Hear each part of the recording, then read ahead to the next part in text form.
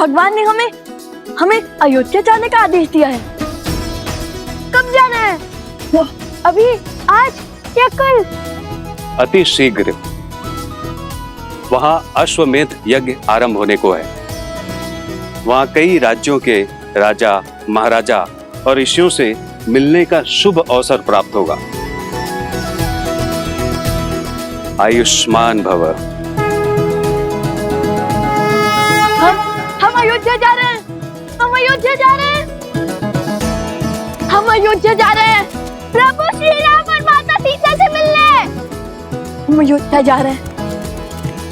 कहाँ जा रहे हो तुम दोनों? अयोध्या। प्रभु श्री राम, माता सीता, अयोध्या। वन देवी ही सीता है। हम आ रहे हैं। नहीं, अयोध्या की महारानी के रूप में मिथिला कुमारी के सिवा और किसी को स्वीकार नहीं करेंगे।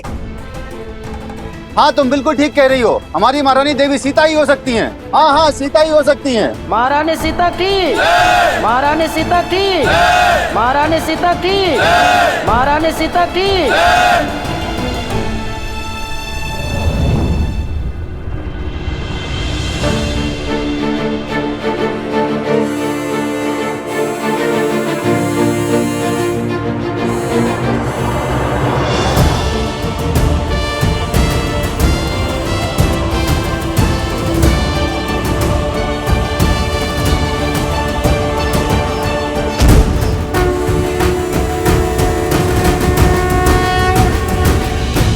अयोध्या की महारानी आपके समक्ष है।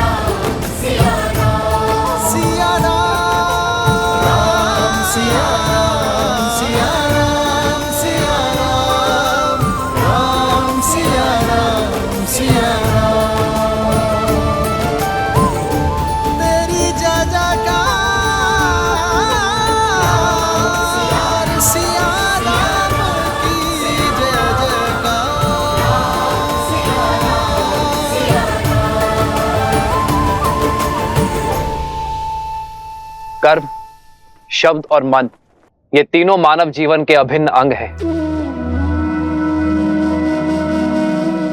और विवाह वो बंधन है जो पति पत्नी को इन तीनों से बांधता है। ये बंधन अटूट है और जो इससे सरलता से मुक्त हो जाते हैं वो कभी इस बंधन में बंधे ही नहीं। अपनी सीता के बिना ये राम निष्प्राण है और केवल जीव यज्ञ में आहुति देते हैं, निष्प्राण नहीं।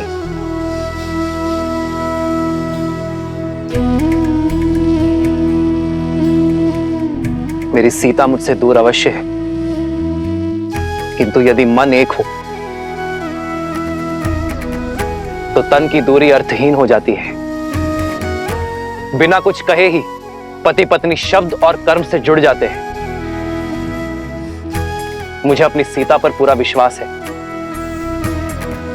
कि मेरी सीता जाग कहीं भी होगी, वो इस अश्वमेध यज्ञ में अर्घ अवश्य देगी। इसलिए मैं अपनी सीता का स्थान किसी और को नहीं दे सकता।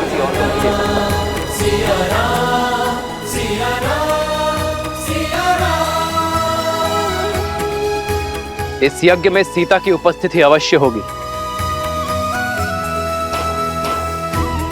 इस स्वर्ण प्रतिमा के रूप में, क्योंकि मेरी सीता स्वर्ण की भांति पवित्र है, स्वर्ण की भांति शुद्ध है। आज से अयोध्या की महारानी सीता सदा अयोध्या में विराजमान रहेगी, अपने इस दिव्य रूप में।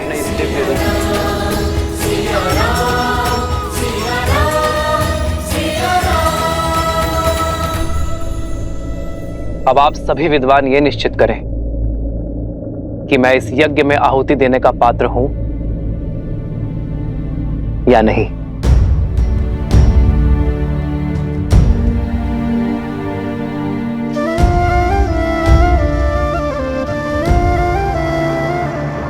महारानी सीता की, महारानी सीता की, महारानी सीता की, महारानी सीता की, महारानी सीता की, महारानी सीता की। राम के दो मीठे बोल सुनकर साहस हारने की आवश्यकता नहीं है मित्रों। सहस्त्रमुख रावण के निर्देश की प्रतीक्षा करो। इस दाव का तोड़ उन्हीं के पास मिलेगा। धन्य हुआ आपसा शिष्य पाकर राजन। आपका निर्णय शास्त्रों और वेदों के अनुसार उचित है। कल प्रातःकाल हम विधिवत राज्यसभा में महारानी सीता की मूर्ति स्थापित करेंगे, वो भी आपके स्थान के निकट। आपके समर्थन के लिए धन्यवाद आचार्य।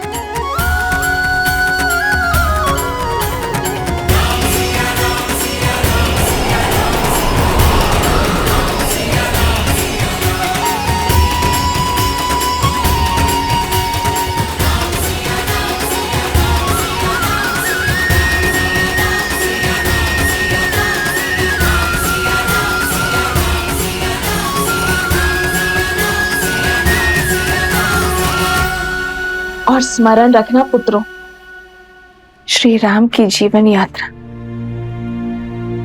निस्वार्थता का प्रमाण है। अपने सुखों को त्याग, प्रजा और राज्य की प्रसन्नता के लिए अपनी प्रसन्नता का त्याग और बलिदान का उदाहरण है। समझ गए माता, समझ गए। किंतु जब से हमें अयोध्या जाने का अवसर मिला है, तब से आप हमें त्याग और बलिदान के बारे में क्यों बता रही हैं? जो सत्य है वही बता रही हूँ। अच्छा तुम पूछो, तुम क्या जानना चाहते हो? अयोध्या को, उसके बारे में बताइए ना। उसके मार्ग कितना विशाल है, वन उपवन, उन सब के बारे में बताइए ना हमें। सब मुझसे ही पूछोगे या स्वयं जाकर भी देखोगे? माता, मन में प्रश्न आया। नहीं नहीं, तुम्हारे प्रश्न झेलने की क्षमता नहीं है मुझ में। मैं सोमकरण को बताता हूँ कि हम कल प्रातः प्रस्थान करेंगे।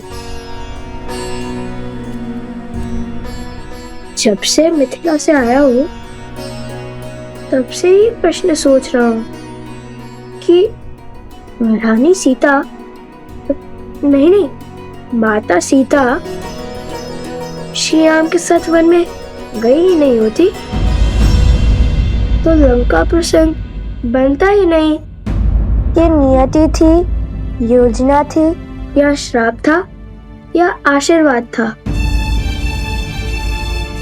ईश्वर का काज ईश्वर ही जाने। किंतु श्री राम और महारानी सीता के लिए लंका प्रसंग उनके प्रेम का प्रमाण था। मानव जीवन में हर क्षण कुछ ना कुछ घटना घटती रहती है, किंतु पति पत्नी उन प्रसंगों में अपने पराक्रम, अपने प्रेम की किस सीमा को लांघते हैं, वही उनके साथ का, सामर्थ्य का और संबंध का प्रमाण है। अर्थात श्री राम की महानता, उनकी पत्नी महारानी सीता भी बराबर की भागीदारी है। वह प्रभु के दर्शन के लिए उत्सुक था, किंतु अब अयोध्या जाकर माता सीता के दर्शन के लिए भी उत्सुक हूँ। श्री राम और महारानी सीता बहन थोड़ी ना है कुछ। अस्यै पूर्णा प्रतिष्ठन्तु, अस्यै पूर्णा शरन्तु च, अस्यै देवत्वमर्चायै मामहेति च कश्चन। ओम श्री मन्मना गणाधिपते नमः। प्रसन्नो भवः, वरदा भवः। सिया राम जय जय राम, राम सिया राम जय जय राम। महारानी सीता की मूर्ति स्थापना संपूर्ण हुई। सियावर रामचंद्र की सिया राम जय जय राम, राम सिया राम, सिया राम भैया, जय जय राम। आज तक मैं आपके बलिदान को पूर्ण रूप से कभी भी नहीं समझ पाया। आपको देखकर सदैव यही सोचता रहा कि आपके पास परिवार का साथ तो है। आप जाना कि जब मनुष्य के जीवन में स्वजन का साथ ना हो तो परिजनों का साथ भी उसे अकेला कर देता है, परंतु मुझे अपने भैया के साथ के बिना जीना नहीं है भैया। इसीलिए आज मैं आपसे कुछ मांगना चाहता हूं। आप मुझे स्वयं से पूर्व जीवन का परित्याग करने की अनुमति दे दीजिए भैया।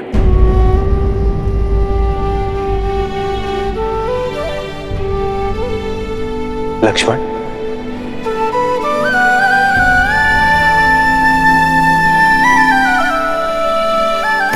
लक्ष्मण,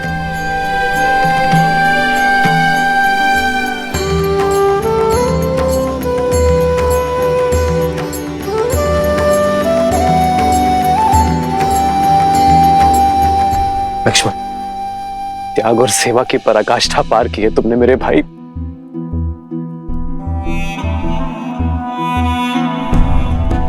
तुम कुछ और मांगो लक्ष्मण। कुछ और मांगने के लिए है ही नहीं भैया। मुझे ज्ञात है आपको मेरी ये मांग, मेरा स्वार्थ, मेरा हट प्रतीत हो रहा होगा, परंतु मैं क्या करूं भैया। मैं आपके बिना जीने की कल्पना भी नहीं कर सकता। मेरे अंदर उतना साहस ही नहीं है। मेरी बस यही एक इच्छा है और यही एक मांग है। आप बस मेरी इस इच्छा को पूरी कर दीजिए। हो रघुकुल रीत सदा चली आई, प्राण जाए पर वचन न जाई। धन्यवाद भैया, कोटि कोटि धन्यवाद।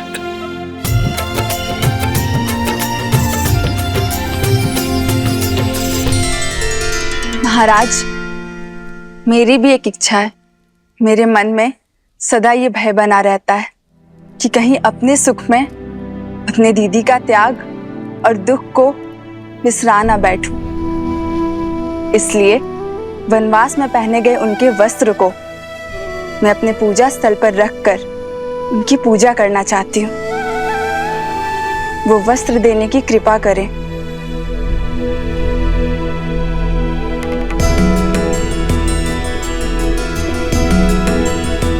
तुम्हारी इच्छा अवश्य पूर्ण होगी और मेरा आशीर्वाद भी सदा रहेगा कि आपकी मिथिला नगरी एक पुण्य नगरी के रूप में अयोध्या और काशी के साथ स्पर्धा करेगी। धन्यवाद महाराज। धन्यवाद भैया।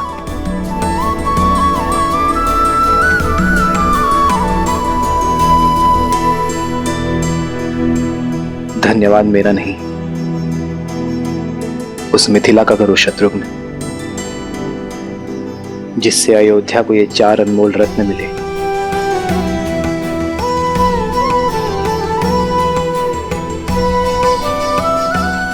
और जिनके तेज से हमारी अयोध्या प्रेम और भक्ति के प्रकाश में नहाई है।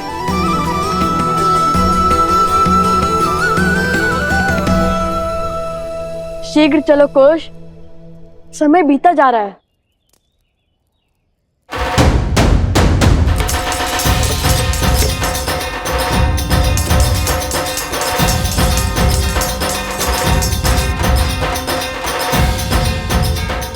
अंततः लव कुश का अयोध्या जाने का शौक पूरा होने वाला है। बजाओ। ठीक है, किंतु ये बैलगाड़ी क्यों ले आए? तुम्हारे लिए। भला ऐसे थोड़ी जाने देंगे हम राजकुमारों को। अर्थात ऋषि कुमारों को अयोध्या। हाँ, इसी सजी धजी बैलगाड़ी में जाएंगे हमारे लव कुश, पूरे सम्मान और सुख के साथ। उचित है।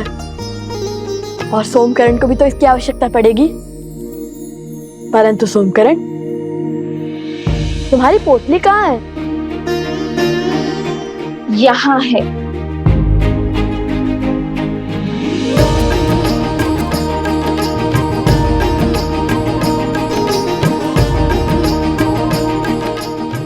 सोमकरण के लिए 3-3 पोटलियां। केवल सोमकरण नहीं, प्रसूता के साथ साथ तुम्हारे उपगुरु भी तुम्हारे साथ जाएंगे। क्या? हाँ, तुम्हारा ध्यान रखने के लिए। और तुम दोनों भाइयों पर दृष्टि रखने।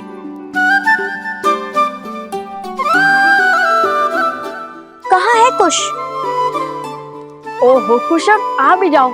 देखो हमारे साथ चलने के लिए कितने यात्री सज्ज हो गए।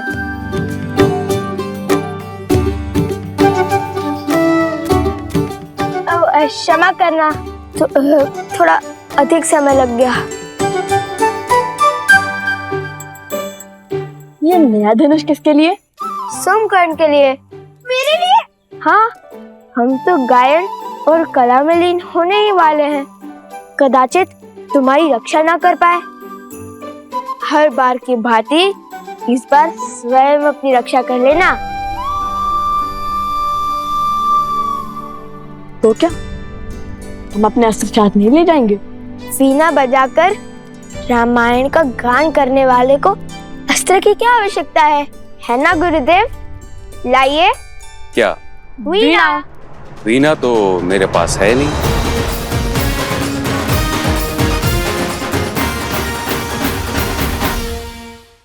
क्या हुआ? मुख क्यों उतार लिए? यदि भगवान वाल्मीकि तुम्हें रिक्त हाथ अयोध्या भेज रहे हैं तो इसके पीछे कोई ना कोई कारण अवश्य है। पुत्रों, अपने मन में विश्वास लेकर आगे बढ़ो। मुझे पूर्ण विश्वास है कि तुम दोनों मिथिला की भांति अयोध्या जाकर सबका हृदय जीत लोगे। और हाँ, इस बार गरिमा की सीमा मत लांघना। मैं प्रसूता से क्षण क्षण का समाचार लेती रहूंगी। वीणा तो मिली नहीं, किंतु उनकी सुरक्षा का दायित्व मिल गया। तुम्हारी ध्वनि यहाँ तक आ रही है। चलो, तुम्हारे प्रश्न का उत्तर मार्ग में देती हूँ।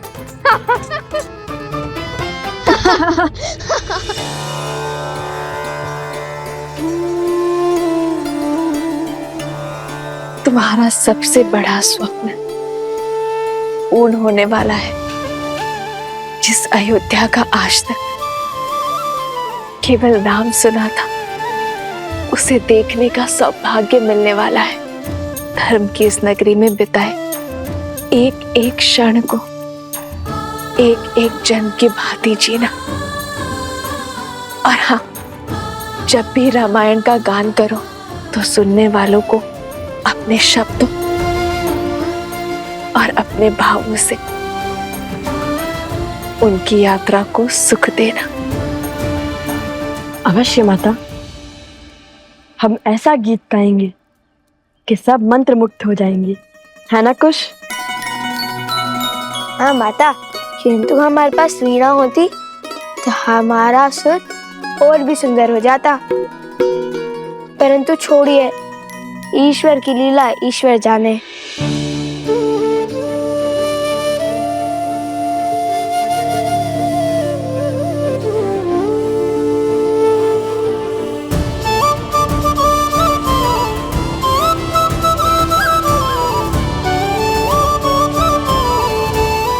आज्ञा दीजिए माता।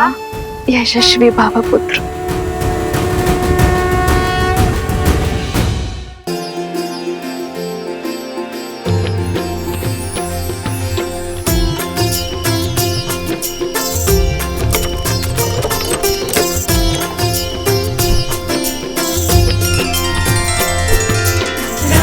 सिया राम जय जय राम, राम सिया राम जय जय राम। श्री राम, आज आपके पुत्र अपने घर में, अपने नगर में पग धरने वाले हैं। किंतु कितना अच्छा होता यदि मैं स्वयं आपको बता पाती कि रघुकुल के वंशज अपने राज्य में पधार रहे, परंतु न जाने क्यों सुख के इस क्षण में भय मुझे खाए जा रहा है। किंतु उन्हें पूरा सत्य पता चल गया तो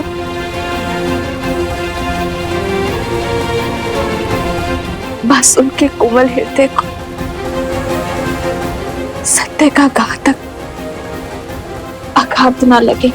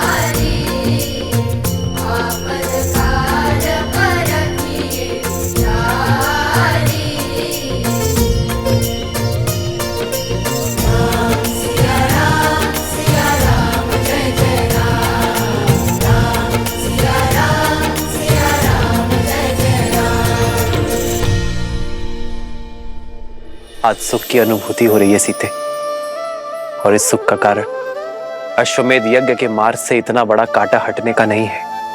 कुछ तो विशेष होने वाला है सीते। किंतु क्या ऐसा तो नहीं कि तुम कोई संदेश देना चाहती हो मुझे? श्री राम,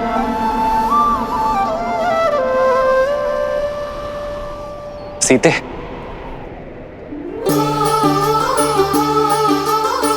सीते,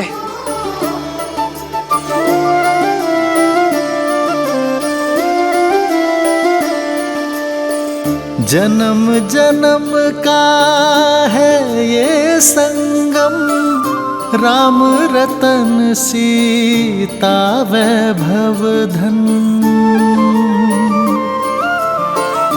एक है पौरुष एक समर्पण, एक है रूप तो दूजा दर्पण। राम है लोचन सीता दृष्टि, राम है बादल सीता वृष्टि।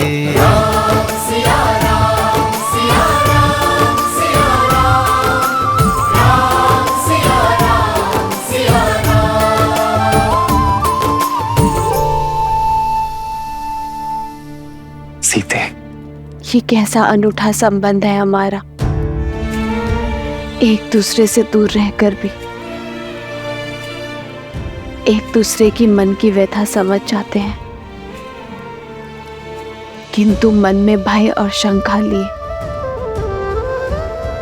मैं आपसे कुछ कहना चाहती हूँ आर्य।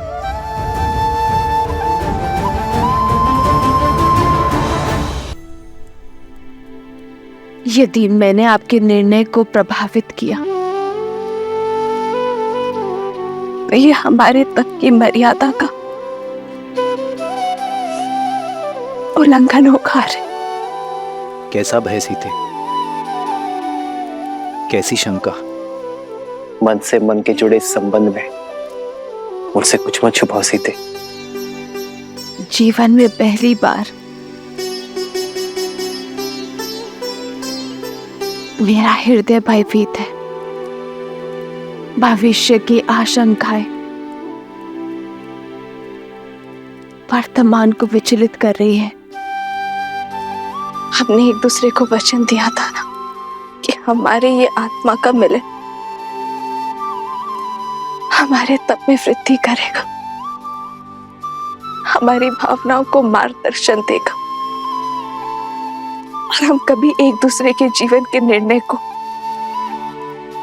प्रभावित कर नियति के लेख में बाधा नहीं डालेंगे। दूसरे की शक्ति बनेंगे। दुर्बलता नहीं। किंतु आज मुझे भय आ रहा, कदाचित मुझसे ये प्रण न टूट जाए। कहीं मैं कुछ ऐसा ना कह दूं जो मुझे कहना नहीं चाहिए, फिर भले आपके मन को सुख मिले या दुख।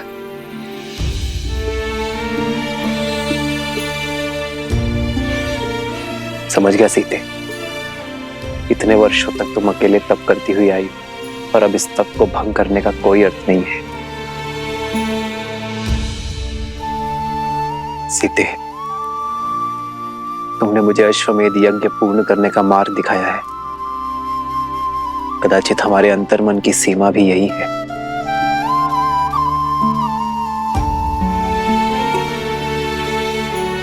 सीते, यदि हमारे तप के भंग होने का भय है तुम्हें, तो हम आज के पश्चात ध्यान अवस्था में भी कभी नहीं मिलेंगे। राम सिया राम सिया राम सिया राम, राम सिया राम सिया राम,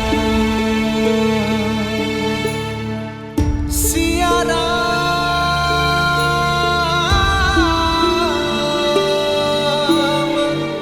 सिया राम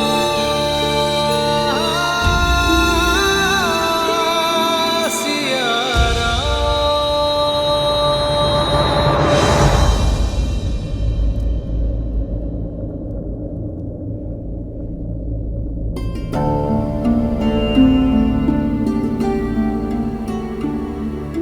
मैं नहीं जानता सीते कि तुम मुझसे क्या कहना चाहती हो, किंतु एक बात अवश्य जानता हूं कि धर्म किसी को अतृप्त नहीं करता।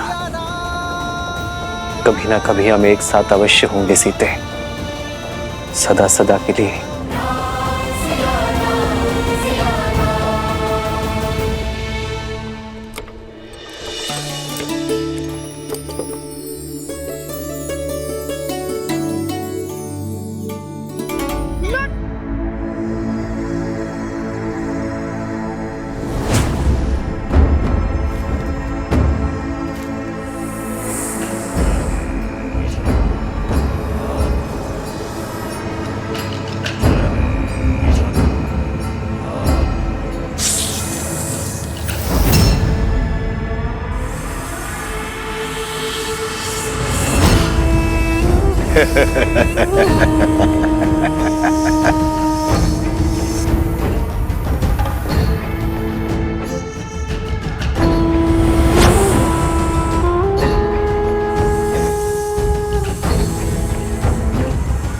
सुमन रहे, ये राम की दृष्टि के सामने मुक्त होने चाहिए, ताकि राम अपनी आंखों से अपनी विफलता देख सके। किंतु आपको इतना विश्वास कैसे है कि अश्व चुनने वो स्वयं आएगा? वो अयोध्या नरेश है, और ये कार्य तो वो किसी सेनापति से भी करा सकता है। यही तो अंतर है तुम्हारी और मेरी सोच में। शस्त्र की समझ से अधिक आवश्यक है शत्रु के व्यक्तित्व की समझ। राम अवश्य आएंगे।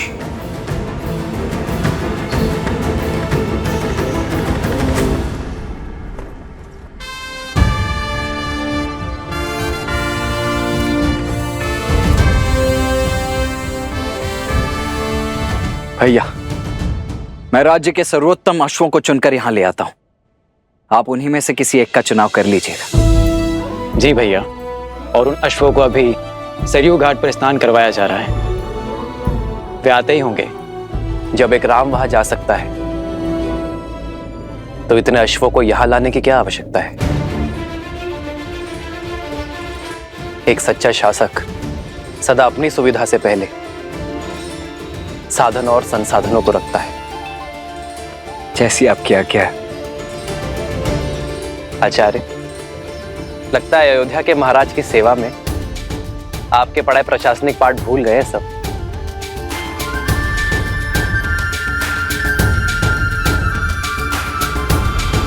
शीघ्र करो, हमें भगवान वाल्मीकि के आश्रम जाना है।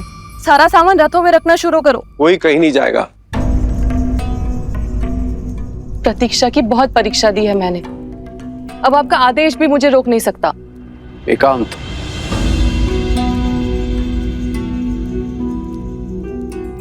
हट मत करो सुनैना, तुम वहां नहीं जा सकती। क्यों? क्यों नहीं जा सकती?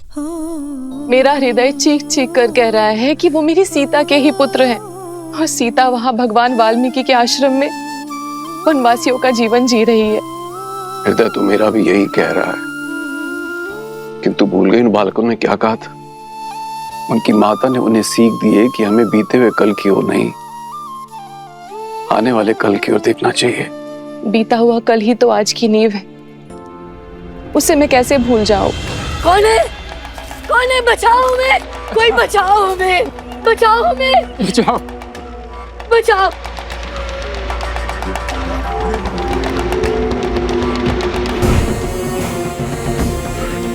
तो तुम दोनों नहीं उठोगे तो ठीक है, हम इस खाट का दूसरा पग भी तोड़ देंगे। नहीं नहीं, ऐसा मत करो, ऐसा मत करो।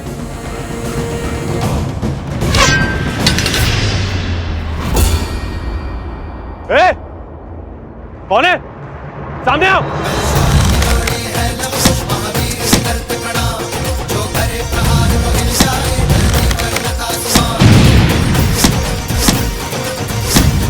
चलो निकलो यहाँ से। इस कन्या को उठा के लेके चलो। अरे कोई बचाओ, बचाओ मेरी बेटी को, बचाओ बेटे को, बचाओ।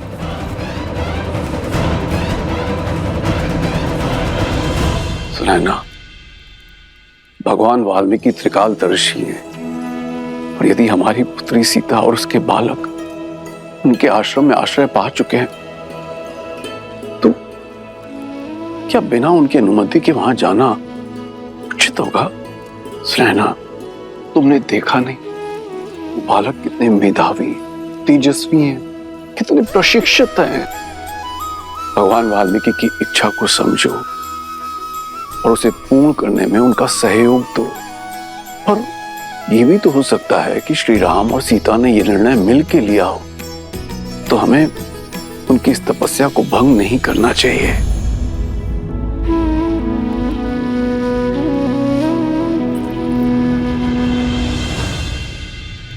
मस्तिष्क तो हर बात समझता है, किंतु इस मन का मैं क्या करूं आर्य? इस दुख का मैं क्या करूं?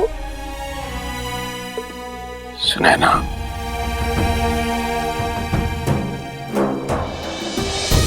बीते हुए कल को तो हम नहीं बदल सकते, किंतु आने वाले कल की सुध तो ले सकते हैं। चलो अयोध्या चलते हैं।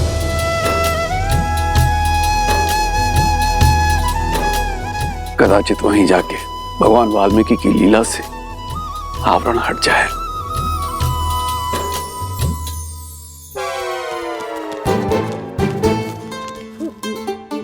तुम ठीक हो? हाँ, वो तो लव कुश ने सबको मार भगाया, अन्यथा मेरा शौर्य देखती आप। अब चलो। कौन है? किसने हमारी सहायता की? हम भगवान वाल्मीकि के शिष्य और वन देवी के पुत्र हैं। आपकी करुण पुकार सुनकर हम यहाँ आए हैं। पुत्र, हम वृद्ध और दृष्टिहीन हैं। हमारी पुत्री कहाँ है? वो दुष्ट कहीं उसे उठाकर तो नहीं ले गए? पुत्री, मेरी पुत्री की रक्षा कीजिए। वो जो कन्या यहाँ मूर्छित पड़ी थी, वो आपकी पुत्री है। हाँ, हाँ। आप दोनों बैठे क्यों हैं और उठकर उन दुष्टों से लड़े क्यों नहीं? हमने ब्राह्मणी सरस्वती का व्रत लिया है। हम इस घाट पर से उठ नहीं सकते, पर वो दुष्ट इस घाट के नीचे गड़े हुए धन को लेना चाहते हैं। उन्होंने हमारे 4 पुत्रों को मार डाला, हमारी घाट का पांव भी तोड़ डाला। बड़ी मुश्किल से हमारी पुत्री ने ये 4 भाई बचाई है, और अब उनकी शक्ति दिनों दिन बढ़ती जा रही है। वो हमारी शक्ति को, हमारी साधना को, हमारे जाप को भंग करना चाहते हैं। रक्षा कीजिए, हम पर कृपा कीजिए। भैया,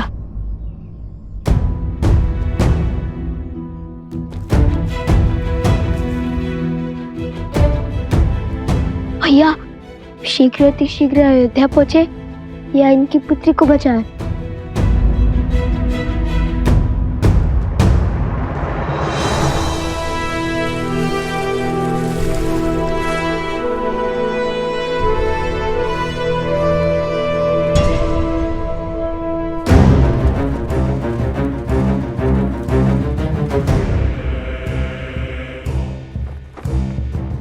शत्रु को बड़ा सटीक समझा महाराज सहस्त्रमुख ने।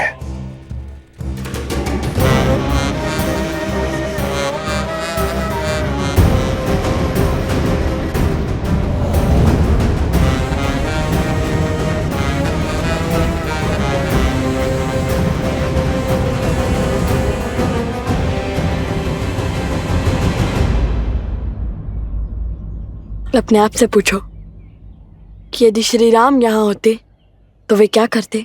अश्वमेध यज्ञ। यदि श्री राम हमारी आयु के होते तब वे क्या करते? वो तो अपने सैनिकों को उनके पीछे भेज देते। श्री राम तो राजकुमार थे ना। यदि श्री राम ऋषि वशिष्ठ के आश्रम में होते तब क्या करते? तब तो वो अवश्य ही अपने अनुज का परामर्श लेते। उस समय श्री लक्ष्मण भी तो उनके साथ थे। तो मैं भी तो वही कर रहा हूँ, अपने अनुज का अर्थात तुम्हारा परामर्श ले रहा हूँ। अब बताओ वे क्या करते?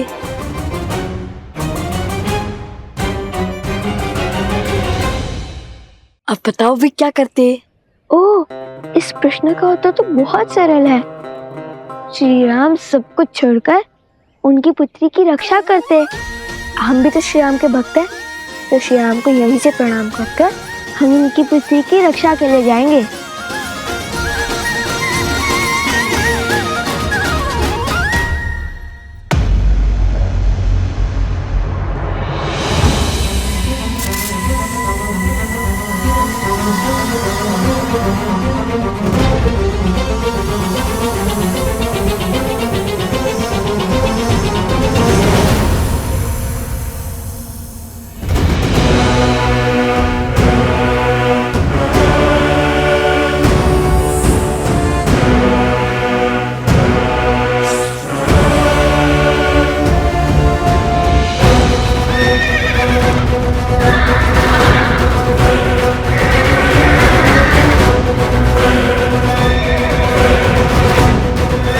अरे ये क्या कर रहा है? इन अक्षरों को संभालो कोई।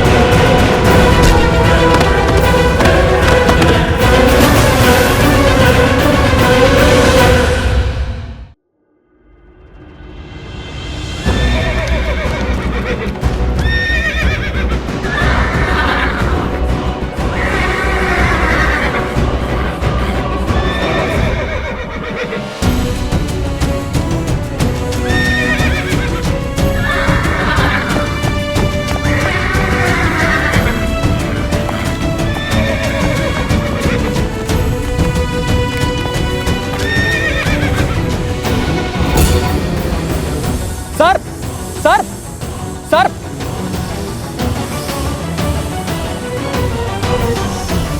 रुको, ये भी जीव है, किसी की कुनीति का साधन। ना ये हमें संकट पहुंचा रहे हैं और ना ही हम इन्हें क्षति पहुंचाएंगे।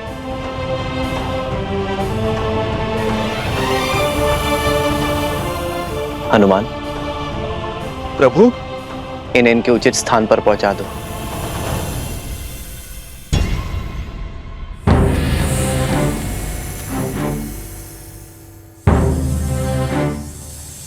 अश्वचैन की पूजा से पहले ऐसी घटना घोर अपशकुन है राम।